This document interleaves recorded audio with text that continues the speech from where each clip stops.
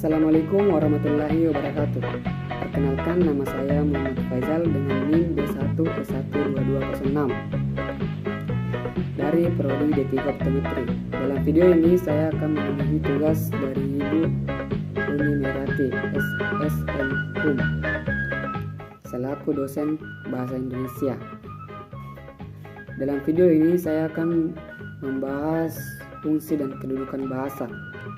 Sebelum masuk ke fungsi dan kedudukan bahasa, kita perlu mengetahui apa itu bahasa.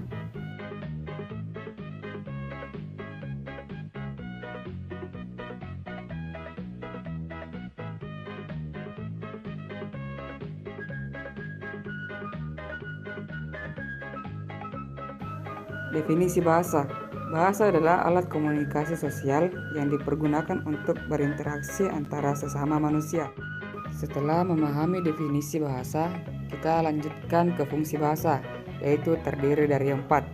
1. Sebagai alat untuk menyatakan ekspresi diri. 2. Sebagai alat komunikasi.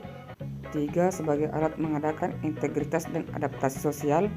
4. Sebagai alat mengadakan kontrol sosial. Adapun fungsi utama bahasa adalah untuk memenuhi kebutuhan komunikasi antara sesama manusia.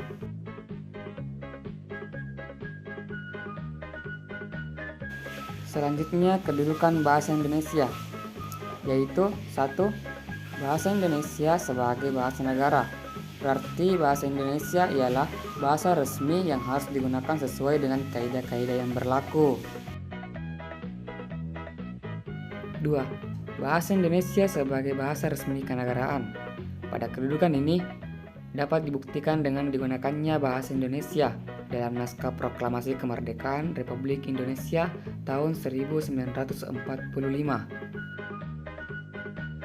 3. Bahasa Indonesia sebagai alat pengantar dalam dunia pendidikan.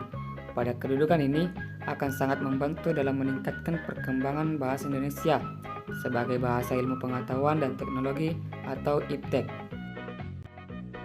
4. Bahasa Indonesia sebagai penghubung pada tingkat nasional.